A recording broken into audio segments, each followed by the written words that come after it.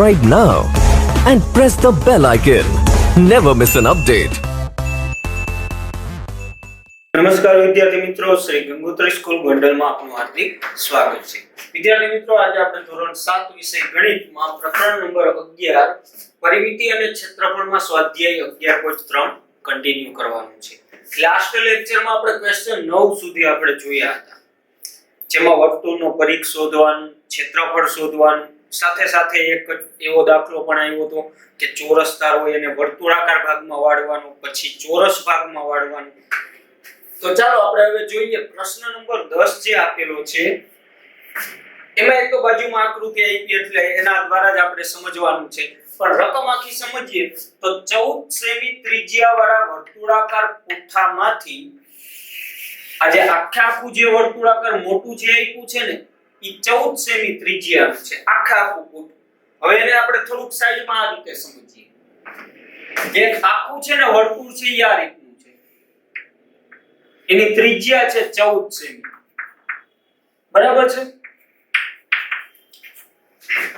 હવે પુઠ્ઠું છે એટલે વચ્ચેનો ભાગ રોકાયેલો જ હોય, બરાબર છે. તો એમાંથી 3.5 સેમી ત્રિજ્યાવાળા બે વર્તુળ, એટલે આવા બે ગમે ત્યાંથી આપણે આ રીતે રાખીએ. આની ત્રિજ્યા કેટલી રાખવાની તો કે 3.5, આની 3.5 એટલે બે સરખા, અને 3 સેમી લંબાઈ અને 1 સેમી પહોળાઈ વાળો, એટલે અહીંથી એક ભાગ કરીએ, કારણ કે લંબાઈ અને પહોળાઈ આપી છે એટલે લંબચોરસ ભાગ થયો. તો આ લંબચોરસ ભાગ, અને પાછું પહોળાઈ કેટલી કીધી છે તો કે 1 સેમી. આટલા ટુકડાઓ આપણે કાપવામાં આવે, એટલે કે ગોળાકાર વર્તુળાકાર એક પુઠ્ઠું છે, એમાંથી બે વર્તુળ આકારના બે ટુકડા કાપવાના છે, કાઢી નાખવાના છે, અને લંબચોરસનો ટુકડો કાઢી નાખવાનો છે. તો બાકી હવે જે વધે એ આટલો ભાગ વધ્યા. બે વર્તુળને તમે બધું કાઢી નાખો ત્યાર પછી આટલું વધે.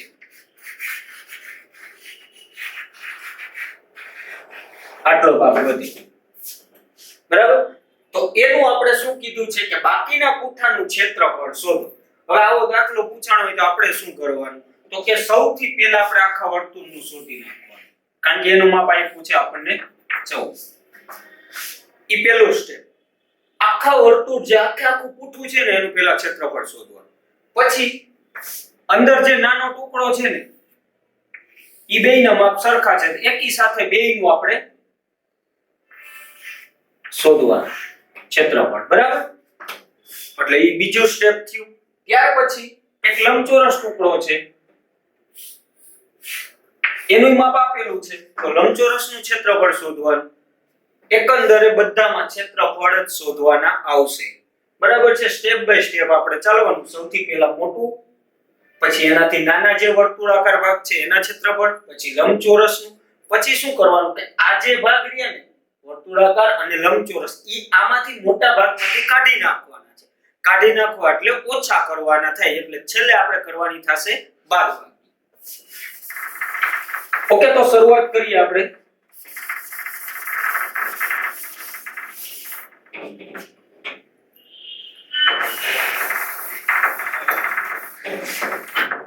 સૌથી પહેલા મોટા વર્તુળનું ક્ષેત્રફળ, વર્તુળાકાર પુઠ્ઠું જે મોટું આપ્યું છે એનું મોટા વર્તુળાકાર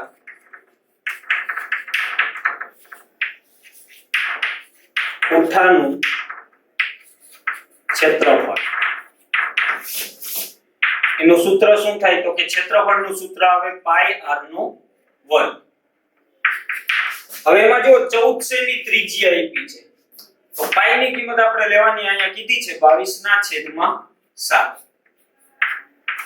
પછી ત્રિજ્યા છે 14 સેમી એટલે 14 × 14 કેટલી વખત લખશું? બે વખત, કારણ કે r નો સ્ક્વેર છે, r નો વર્ગ છે એટલે બે વખત, અને એના છેદમાં કાઈ ન હોય તો આપણે મૂકશું 1.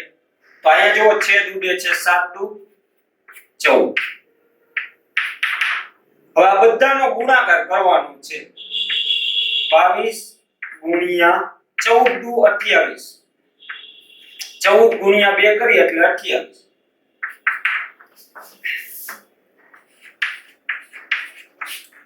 6 6 ને 5 11 ને આપણે વધીએ 5 ને 6, 22 ગુણ્યા 28 કરો એટલે 616 આવે.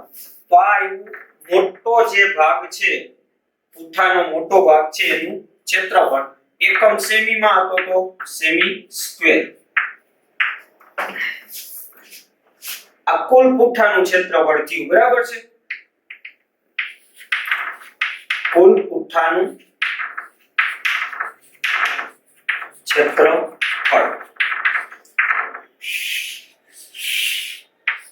આખો જે મોટો ભાગ આખો છે ને એનું આપણે ક્ષેત્રફળ શોધી લીધું. હવે એમાંથી બે નાના ટુકડા આપણે અલગ તારવવાના છે. એટલે એનું માપ કેટલું આપ્યું છે તો કે 3.5 સેમી, બરાબર છે. ઈ વર્તુળાકાર ભાગ છે, બરાબર. તો આપણે એનું હવે ક્ષેત્રફળ શોધીએ અહીંયા. હવે જો એકી સાથે શોધવું હોય તો બે લખશું આપણે, બરાબર. બે નાના વર્તુળાકાર ભાગનું ક્ષેત્રફળ બરાબર, સૂત્ર તો પાઈ r નો વર્ગ જ આવે, એને ગુણ્યા શું કરી નાખવાનું 2. શા માટે 2? તો કે એકની જગ્યાએ આપણે એકી સાથે બંનેના ક્ષેત્રફળ શોધીએ છીએ એટલે ગુણ્યા 2 કરી નાખવાનું. ઓકે. હવે એના પછી પાઈ ની કિંમત આપણે કેટલી લેવાની તો કે 22/7. r નો વર્ગ, r નો વર્ગ એની ત્રિજ્યા કેટલી છે? જે નાનું વર્તુળ છે એની ત્રિજ્યા આપણને કેટલી કીધી તો કે 3.5 સેમી. હવે 3.5 સેમી એટલે આપણે 35/10, 35/10 અને એને ગુણ્યા 2. જો બરાબર સમજજો, 3.5 એટલે દશાંશ ચિહ્ન તમે કાઢી નાખો એટલે 35/10 સીધું આપણે મૂકી દીધું છે. ઓકે. હવે આપણે અહીંયા છેદ ઉડે છે 7 × 5 = 35. આ ઉડી ગયા. પછી અહીંયા જો 5 દુ 10, આ પણ ઉડી ગયા. પછી આ બે ની સાથે આ બે ઉડે છે, બરાબર છે. હજી એકવાર આપણે અહીંયા છેદ ઉડે છે 2 × 10 અને અહીંયા 7 ×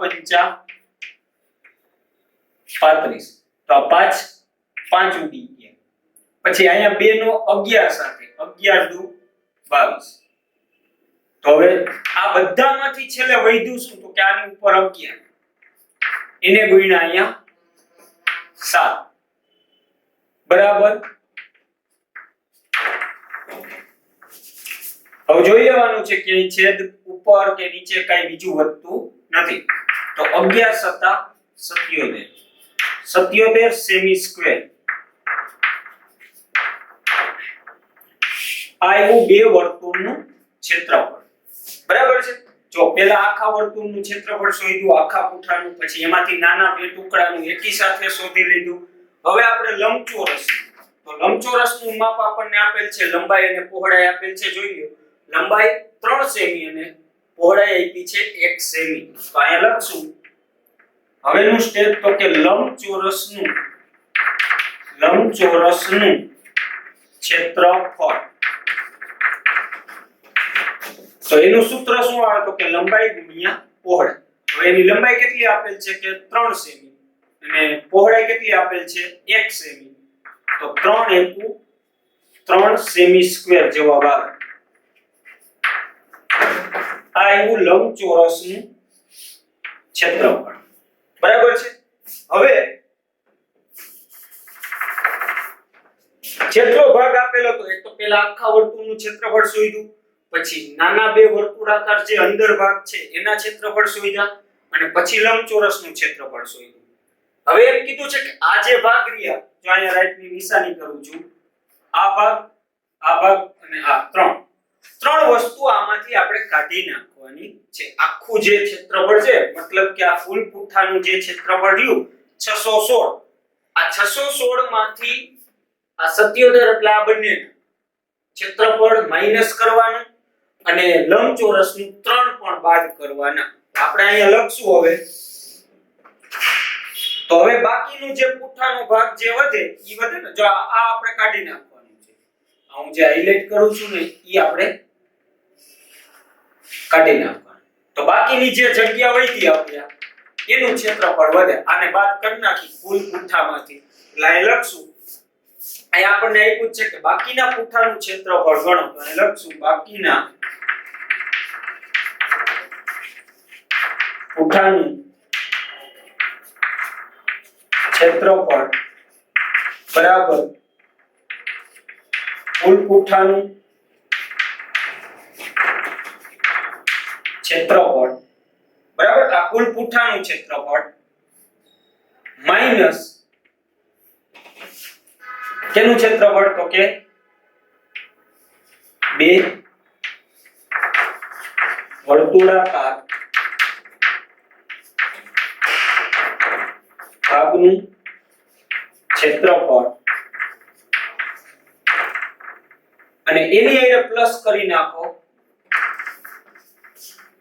આ બેનો તમે સરવાળો કરીને પછી આમાં બાદ કરો. બે રીતે થાય. એક તો આમાંથી આ બાદ કરો, પછી પાછું હજી એક -3 કરો તોય આવે.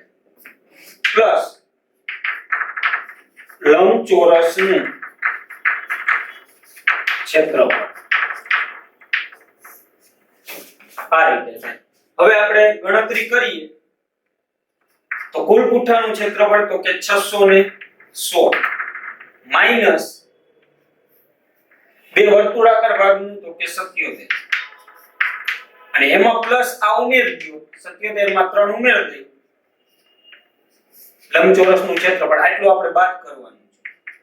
તો 616 માઈનસ કેટલા થાય? 80. 80 બાદ કરવાના. હવે કેટલું વધે? તો કે 616 માંથી આપણે 80 ને બાદ કરશું. 10 को 5 10 10 ને 11 11 માંથી 8 8 ને 3 11 5 ના 5. તો હવે કેટલું વધે? 536 સેમી સ્ક્વેર. આટલું ક્ષેત્રફળ આપણે વધે. તો બાકીનું જે પુઠ્ઠું હોય એનું ક્ષેત્રફળ આપણને મળે 536 સેમી સ્ક્વેર. તો અહીં છેલ્લે લખી નાખવાનું. તેથી આ બાદબાકી આપણે હવે જરૂર નથી, કાઢી નાખીએ. તેથી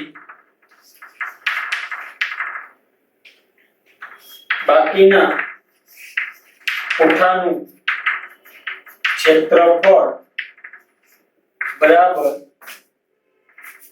ન કરવા હોય તો 536 સેમી સ્ક્વેર હોય. તો આ રીતે આ આખો દાખલો આપણે થાય છે. ઓકે, હવે એના પછી આપણે 11મો દાખલો જોઈએ.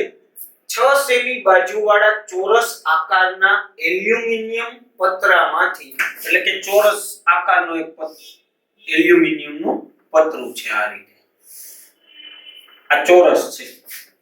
એની માપ કેટલો આપ્યું? તો કે 6 સેમી.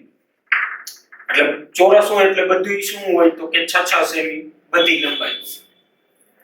2 સેમી ત્રિજ્યાવાળું વર્તુળ કાપવામાં આવે છે. એટલે અંદરથી એક ગોળાકાર ભાગ, વર્તુળાકાર ભાગ આપણે કાપી નાખવાનું છે. અને એની ત્રિજ્યા કેટલી? તો કે 2 સેમી.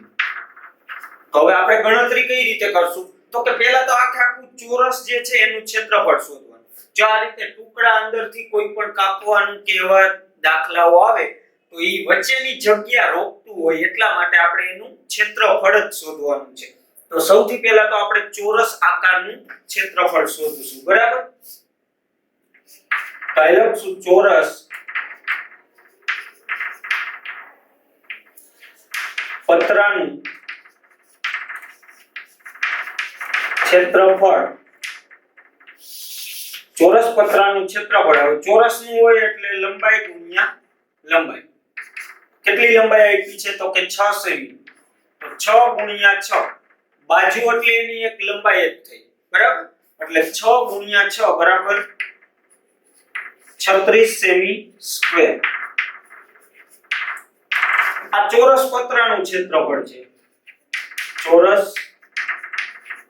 પતરાનું ક્ષેત્રફળ. હવે એમાંથી જે ભાગ આપણે કાઢવાનો છે એ ભાગ વર્તુળાકાર છે. તો ઈ ટુકડો આપણે કાઢીએ એટલે ઈ આ જગ્યા આખી નીકળી જાય. વર્તુળાકાર ભાગનો વચ્ચેનો બધો ભાગ નીકળે એટલે એનું ક્ષેત્રફળ શોધવાનું છે. હવે વર્તુળાકાર ભાગનું ક્ષેત્રફળ, વર્તુળાકાર ભાગનું ક્ષેત્રફળનું સૂત્ર શું આવે તો કે પાઈ r નો વર્ગ એટલે કે પાઈ r સ્ક્વેર. હવે એમાં પાઈ ની કિંમત 3.14 લેવાની કીધી છે તો આપણે અહીંયા પાઈ ની કિંમત લેશું 3.14. એને ગુણ્યા ત્રિજ્યા કેટલી ગણવાની જો તો એમાં એમ કીધું છે કે 2 સેમી ત્રિજ્યા વાળું વર્તુળ જે આપણે કાઢવાનું છે, બરાબર, કાપવાનું છે, એ 2 સેમી ત્રિજ્યા વાળું એટલે અહીંયા r આપણે ગણશું 2 તો r નો વર્ગ છે એટલે 2 ગુણ્યા 2 આ રીતે આવશે. બરાબર. હવે આપણે સીધો આનો ત્રણેયનો ગુણાકાર, જો અહીંયા દશાંશ ચિહ્ન રિમૂવ કરીને તમે ગણતરી કરો તો પણ વાંધો નથી, અથવા દશાંશ ચિહ્ન એમનેમ રાખો અને આપણે પહેલા ગુણાકાર કરી નાખીએ પછી પાછું દશાંશ ચિહ્ન આપણે મૂકી દઈશું. બરાબર.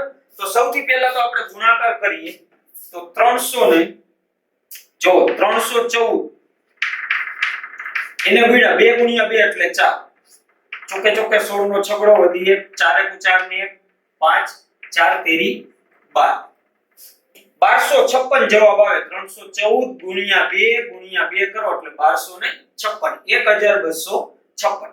હવે જો અહીંયા દશાંશ પછી 2 અંક છે એટલે આ બાજુથી ગણીએ તો 1 અને 2, તો અહીંથી આમ ગણીએ એટલે અહીંયા દશાંશ ચિહ્ન આવે એટલે જવાબ કેટલો મળે 12.56 સેમી સ્ક્વેર. આ આવ્યું વર્તુળાકાર ભાગનું ક્ષેત્રફળ.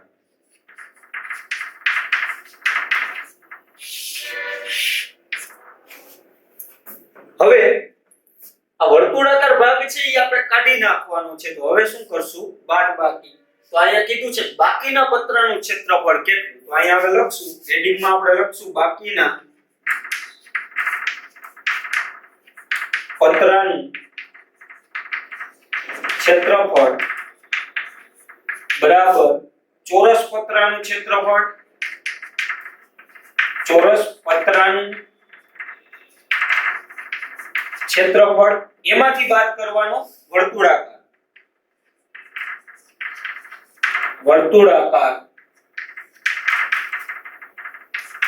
ભાગનું ક્ષેત્રફળ. જો પહેલા જે ચોરસ આકાર હતો એમાંથી આપણે આ વર્તુળાકાર ભાગ કાઢી નાખવાનો એટલે બાદ કરશું તો ચોરસનું ક્ષેત્રફળ કેટલું હતું તો કે 36, એમાંથી ક્ષેત્રફળ બાદ કેટલું થશે વર્તુળાકાર ભાગ તો કે 12.56. હવે જો આની બાદબાકી કરવી તો ખાસ યાદ રાખજો, અહીંયા આપણે પાછી ગણતરી કરીએ 36 છે, આ 36 માઈનસ 12 પછી દશાંશ ચિહ્ન પછી 56 છે તો અહીંયા 56 મૂકશું. ઉપર કાઈ નથી દશાંશ ચિહ્ન પછી તો ત્યાં 0 0 મૂકવાના. હવે બાદબાકી આપણે કરવાની. જો આ બાદબાકી કરવામાં ખાસ ધ્યાન રાખવાનું છે. 0 માંથી 6 બાદ ન થાય, આગળ ત્યાં પણ કાઈ નથી એટલે આગળ 5, અહીંયા 9 અને અહીંયા 10. 10 માંથી 6 જાય તો 4, 9 માંથી 5 જાય તો 4, 5 માંથી 2 જાય તો 3, 3 માંથી 1 જાય તો 2, તો છેલ્લે કેટલું વધે 23.44. તો બાદબાકી કર્યા પછી 23.44 સેમી સ્ક્વેર. આટલું બાકીના પત્રનું ક્ષેત્રફળ આવે. બાકીના પત્રનું ક્ષેત્રફળ બરાબર કેટલું ઓકે 23.44 બાકીના પત્રનું ક્ષેત્રફળ આવે. ઓકે, એના પછીનો દાખલો છે એક વર્તુળનો પરિઘ 31.4 સેમી છે. એક વર્તુળનો પરિઘ અહીંયા લખી નાખીએ આપણે વર્તુળનો પરિઘ બરાબર 31.4 સેમી. પરિઘ આપ્યો છે એટલે સેમીનો એકમ સેમી જ રહેશે. તો તેની ત્રિજ્યા અને ક્ષેત્રફળ ગણો. સૌથી પહેલા તો આપણે ત્રિજ્યા શોધવી છે તો વર્તુળનો સૂત્ર મૂકશું વર્તુળનો પરિઘ ત્રિજ્યા શોધવાની હોય એટલે સૂત્ર કયું આવે તો કે 2 પાઈ r બરાબર.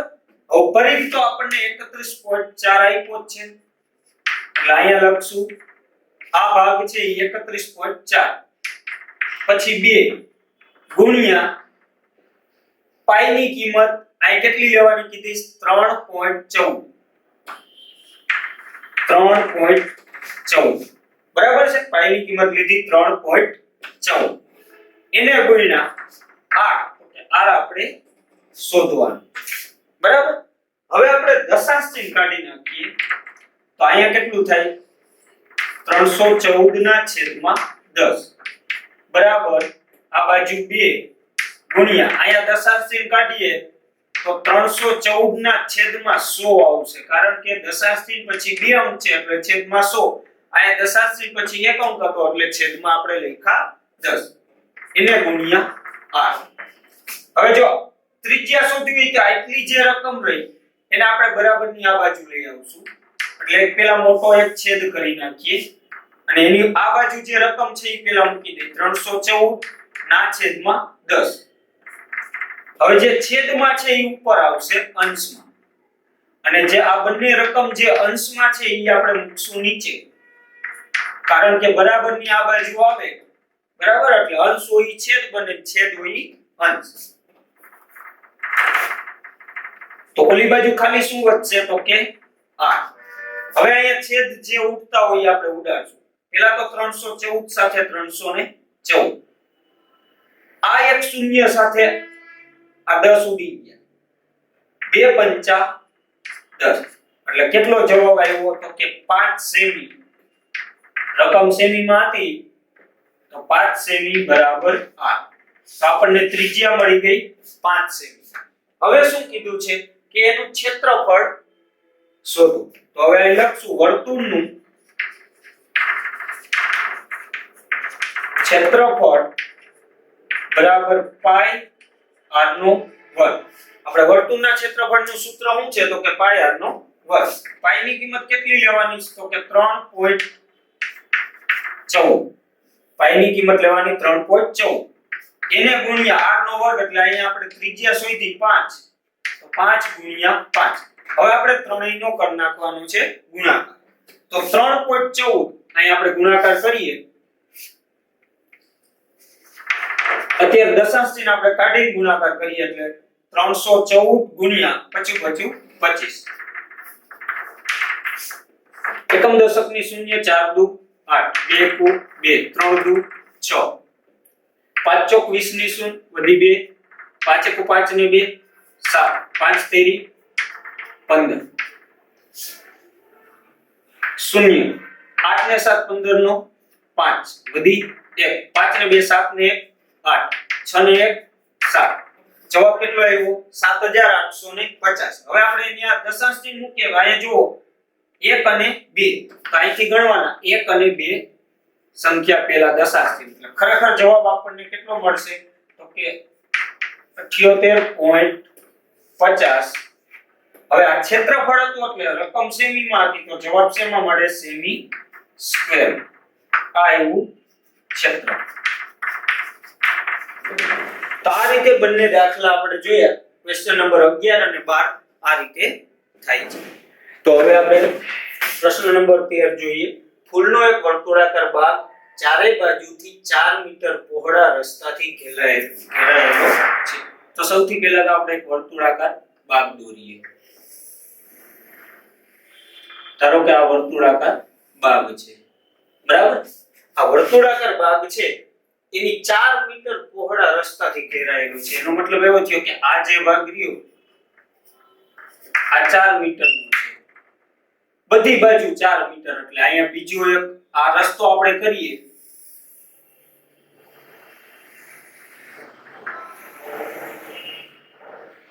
આ શું થયું તો કે રસ્તો આ જે છે ઈ બાગની ગોળાઈ છે એટલે કે વર્તુળાકાર ભાગ છે ત્યાંથી આ જે માપ રહ્યું ને આ 4 મીટરનું છે. યાદ રાખજો બધી જગ્યાએ પછી આખા રસ્તામાં બધી જગ્યાએ 4 મીટરનું અંતર હોય. ઓકે, હવે એમ કીધું છે કે બાગનો વ્યાસ 66 મીટર, એટલે આ બાગ છે, આ એનો વ્યાસ છે, અહીંયા એનું કેન્દ્ર ગણ્યું, આખે આખું 66 મીટર છે વ્યાસ છે. તો એના ઉપરથી પહેલા બાગની આપણે ત્રિજ્યા શોધીએ. અહીં બાગનો વ્યાસ બરાબર 66 મીટર છે, તેથી ત્રિજ્યા બરાબર વ્યાસના છેદમાં 2 બરાબર 66 ના છેદમાં 2 33 મીટર. આ કેની ત્રિજ્યા એવી? તો કે વર્તુળાકાર જે ભાગ છે ને એની ત્રિજ્યા, એટલે આ ત્રિજ્યા થઈ 33. અચ્છા, હવે શું કીધું છે કે બાગનો 66 મીટર, રસ્તાનું ક્ષેત્રફળ કેટલું થાય? તો આપણે આમાં કઈ રીતે શોધવાનું થાય? તો કે સૌથી પહેલા આ જે વર્તુળાકાર આખો મોટો ભાગ છે ને એનું હજી માપ લેવું પડશે આપણે, એની આ ત્રિજ્યા શોધવાની થશે. હવે એ ત્રિજ્યા કઈ રીતે મળશે તો એ આપણે વિચારવાનું છે કે આ જો 33 થયું, આ કેન્દ્રથી બાગની જે કડ આવે છે, કિનારી આવે છે, ત્યાં સુધીનું માપ 33 છે. સમજજો, ધારો કે અહીંયા બાગની કિનારી આવે છે, આ 33, પછી અહીંથી આ જે ભાગ છે ને ઈ રસ્તાનો છે, આ અંદરનો બગીચો છે, પછી આ 4 મીટરનો છે ભાગ, તો આ 4 ને આમાં એડ કરી દે, 33 + 4 બરાબર કેટલા થાય? 37. તો આ આખે આખું માપ થઈ ગયું ને, આ ત્રિજ્યા થઈ ગઈ આખે આખી. તો એ મોટા વર્તુળની ત્રિજ્યા થઈ ગઈ, યાદ રાખજો. મોટો એમાં રસ્તો આવી જાય અંદર, આ રસ્તો અને સાથે બાગ પણ આવી જાય. તો આપણે આગળના દાખલા કઈ રીતે કરતા કે લંબચોરસ કોઈ પણ આકાર હોય અથવા તો વર્તુળાકાર હોય, એમાંથી નાનો ટુકડો કાઢવાનો હોય તો આપણે શું કરતા? પહેલા મોટા વર્તુળનું ક્ષેત્રફળ શોધી નાખવાનું, પછી નાના વર્તુળનું જે માપ આપ્યું હોય એનું ક્ષેત્રફળ શોધવાનું, પછી મોટામાંથી નાનું જે હોય એ બાદ કરતા. તો અહીંયા આપણે એમ જ કરવાનું છે, પણ થોડુંક અલગ આપ્યું છે કે આપણને વર્તુળ જે ભાગ છે એનો વ્યાસ આપ્યો તો એના ઉપરથી આપણે 33 મીટર એની ત્રિજ્યા શોધી, બરાબર છે. પછી આપણે વિચાર્યું કે આ 33 મીટર આ ત્રિજ્યા મળી, ત્યાંથી અહીંયા રસ્તો આ 4 મીટરનું માપ છે, તો 33 માં 4 ને ઉમેરી દે એટલે મોટું વર્તુળ એ આવી જાય, એની ત્રિજ્યા મળી જાય. એટલે અહીં લખશું હવે બાગનો વ્યાસ એટલે બાગની ત્રિજ્યા 33 મીટર મળી. હવે મોટા વર્તુળની ત્રિજ્યા બરાબર શું મળશે? તો કે બાગની ત્રિજ્યા, બાગની જે ત્રિજ્યા મળી તે પ્લસ રસ્તાની પહોળાઈ, રસ્તાની પહોળાઈ. તો બાગની ત્રિજ્યા આપણી પાસે કેટલી આવી હતી? તો કે 33 મીટર, અને રસ્તાની પહોળાઈ કેટલી છે? તો કે 4 મીટર. તો કેટલું આવ્યું? 33 ને 4 37 મીટર. આ મોટા વર્તુળની ત્રિજ્યા આવી 37 મીટર, અને આ એવી બાગ એટલે ઈ અંદર છે ઈ નાનું વર્તુળ છે, બાગ જે છે ઈ નાનું વર્તુળ છે, બરાબર. તો હવે આપણે ગણતરી કરીએ.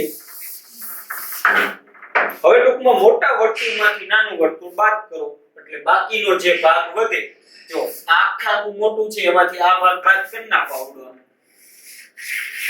એટલે બાકી જે આ છે ઈ રસ્તો છે, તો રસ્તાનું ક્ષેત્રફળ સીધું મળી જાય. તો અહીં લખશું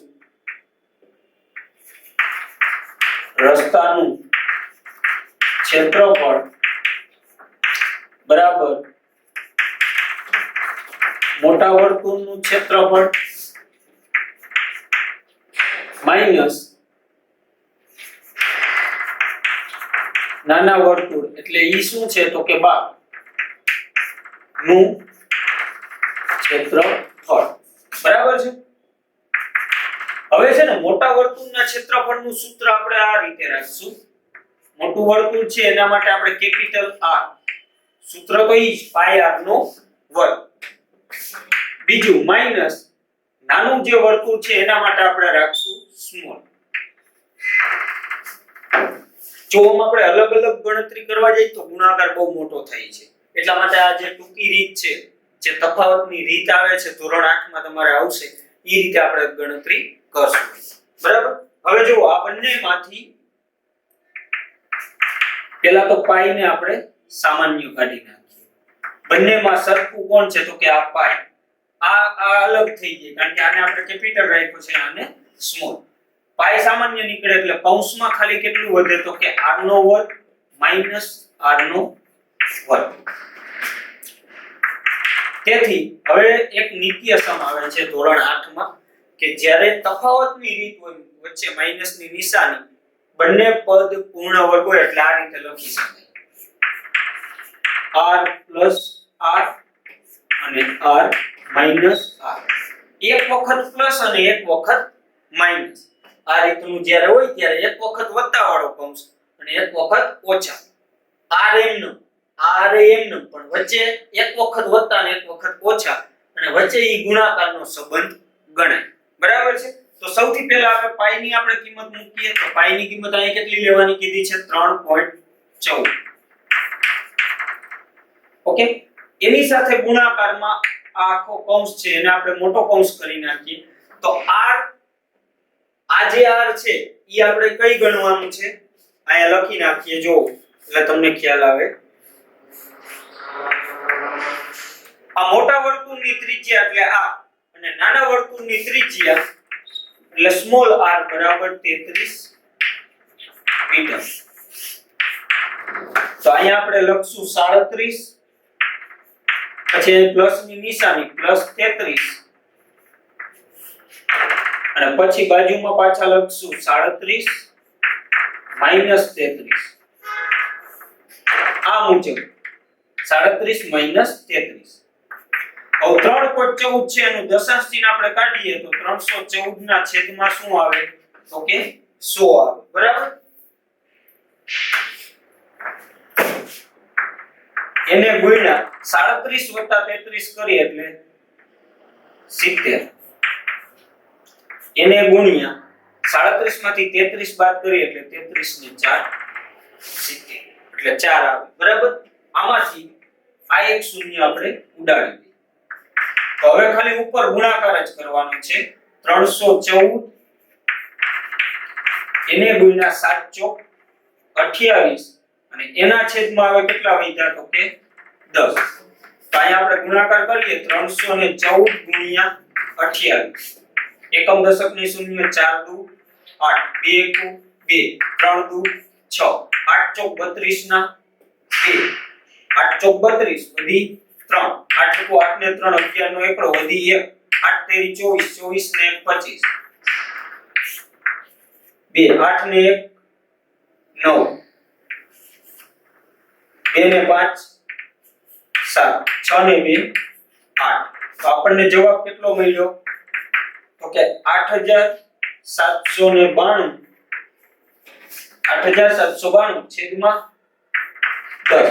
તેથી છેલ્લો જવાબ આપણે લખશું દશાંશ ચિહ્ન મૂકીએ એટલે અહીંયા છેદમાં 10 છે એટલે 1 આવે એક સંખ્યા પછી એટલે 879.2 રકમ શેમાં હતી તો કે મીટરમાં હતી. તો અહીંયા મીટર સ્ક્વેર. તો રસ્તાનું ક્ષેત્રફળ આટલું હોય. સીધો જવાબ મળી ગયો. મોટા વર્તુળનું ક્ષેત્રફળમાંથી નાના વર્તુળનું ક્ષેત્રફળ આપણે બાદ કર્યું એટલે આપણને મળ્યું રસ્તાનું ક્ષેત્રફળ. બરાબર છે. તો આ આવ્યું રસ્તાનું ક્ષેત્રફળ. તો આ એક દાખલામાં વ્યવસ્થિત બરાબર સમજજો. જો ગુણાકાર નાના થતા હોય તો આપણે અલગ અલગ રીતે પણ દાખલો પેલા મોટા વર્તુળનું ક્ષેત્રફળ પાયનો સ્ક્વેર સૂત્ર મૂકીને કરી શકીએ. આમાં ગુણાકાર બહુ મોટા થઈ જાય એટલા માટે આપણે આ રીત અપનાવી છે જેથી કરીને ગણતરી સરળ બને. તો અહીંયા આપણે પ્રશ્ન નંબર 13 દાખલા નંબર 13 પૂરો થાય છે. ધન્યવાદ. Thank you.